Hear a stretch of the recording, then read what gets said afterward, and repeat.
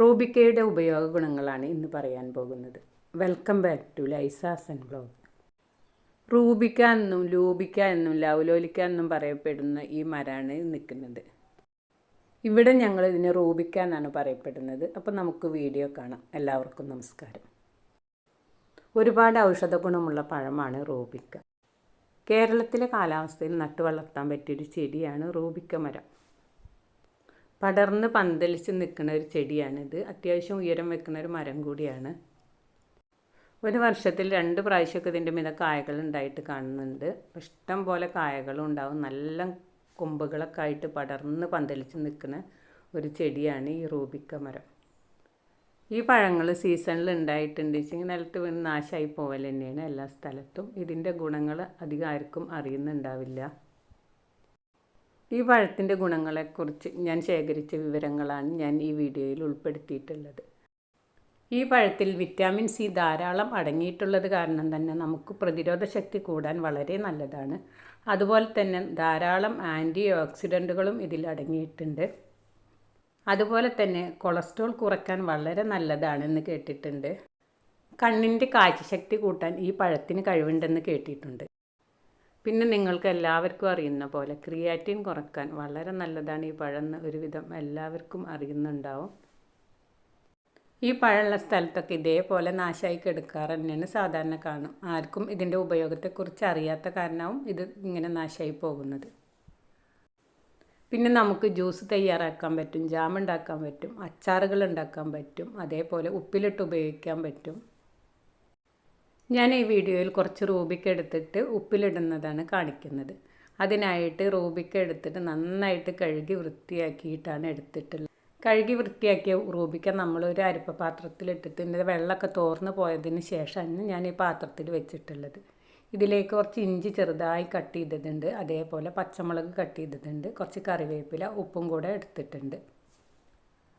ഇത് ഉപ്പിലിടാൻ ഏറ്റവും കൂടുതൽ നല്ലത് നമ്മളെ വീട്ടിലൊക്കെ ഉണ്ടാകുന്ന ചീനമുളകാണ്. അപ്പം മുളക് ഇവിടെ ഇല്ലാത്ത കാരണമാണ് ഞാൻ ഈ മുളക് എടുത്തിട്ടുള്ളത്. റൂബിക്ക ഉപ്പിലിടാൻ വേണ്ടിയിട്ട് ഒരു ഗ്ലാസിൻ്റെ പാത്രമാണ് എടുത്തിട്ടുള്ളത്. നമ്മൾ പ്ലാസ്റ്റിക്കിൻ്റെ പാത്രത്തിലൊക്കെ അച്ചാറുകളും അതുപോലെ ഉപ്പിലിടുന്നതൊന്നും ഇട്ട് വയ്ക്കാതിരിക്കുകയാണ് നല്ലത്. കഴുകി വൃത്തിയാക്കിയിട്ടുള്ള ഈ പാത്രത്തിലേക്ക് ഞാൻ കുറച്ച് ഉപ്പിട്ട് കൊടുക്കുന്നുണ്ട്. അതിൻ്റെ മീതെ കുറച്ച് പച്ചമുളക് ഇട്ട് കൊടുക്കുന്നുണ്ട്, അതേപോലെ ഇഞ്ചി ഇട്ട് കൊടുക്കുക, കറിവേപ്പില ഇട്ട് കൊടുക്കുക. എന്നിട്ട് ഇതിൻ്റെ മീതയ്ക്ക് ഞാൻ കഴുകി വൃത്തിയാക്കി വെച്ചിട്ടുള്ള ഈ റൂബിക്കയാണ് ഇട്ട് കൊടുക്കുന്നത്. ഇതേപോലെ 1-2 സ്റ്റെപ്പായിട്ട് നമുക്ക് ഇട്ട് കൊടുക്കാം. എന്നിട്ട് നമുക്ക് ഇതിലേക്ക് കുറച്ച് തിളപ്പിച്ചാറിയ വെള്ളമാണ് വേണ്ടത്. വെള്ളം നമുക്ക് നന്നായിട്ട് തിളച്ചിട്ട് ചൂടാറിയതിന് ശേഷമാണ് ഞാൻ ഇതിലേക്ക് ഒഴിച്ചു കൊടുക്കുന്നത്. അപ്പോൾ ഇത് നല്ല പുളിയുള്ള പഴമായതുകൊണ്ട് ഇതിലേക്ക് വിനാഗിരി ഒഴിക്കേണ്ട ഒരു ആവശ്യമില്ല. വിനാഗിരി പോലെ തന്നെ ഉണ്ടാവും ഇത് തിളപ്പിച്ചാറിയ വെള്ളം ഒഴിച്ചിട്ടുണ്ടെങ്കിൽ. ഈ പഴത്തെ എല്ലാവരും ഇഷ്ടപ്പെടാതിരിക്കാൻ കാരണം ഇതിൻ്റെ പുളി തന്നെയാണ്.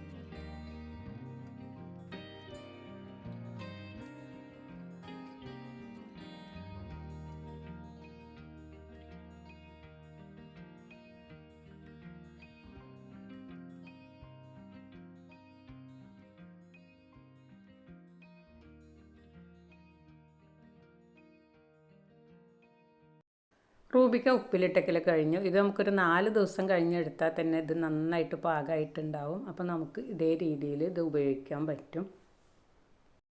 ഈ പഴം വീട്ടിലുള്ളവരൊന്നും അധികം ഉപയോഗിക്കുന്നത് കണ്ടിട്ടില്ല. അപ്പോൾ ഇതിന് ഇത്തിരി പുളി കൂടുതലുള്ള കാരണം തന്നെ ആയിരിക്കും.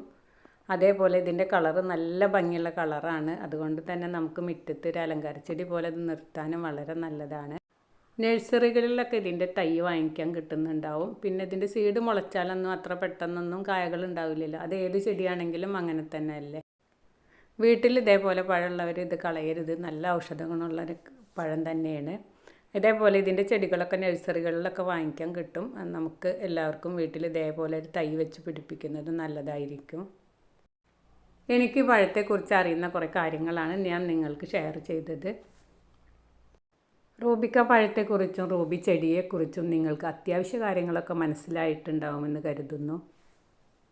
നിങ്ങൾക്കെൻ്റെ വീഡിയോ ഇഷ്ടമായെന്ന് കരുതുന്നു. വീഡിയോ ഇഷ്ടമായ നിങ്ങളെൻ്റെ ചാനൽ ആദ്യമായി കാണുകയാണെങ്കിൽ സബ്സ്ക്രൈബ് ചെയ്യാനും ലൈക്ക് ചെയ്യാനും ഇഷ്ടപ്പെട്ടാൽ കമൻറ്റ് ചെയ്യാനും മറക്കരുത്.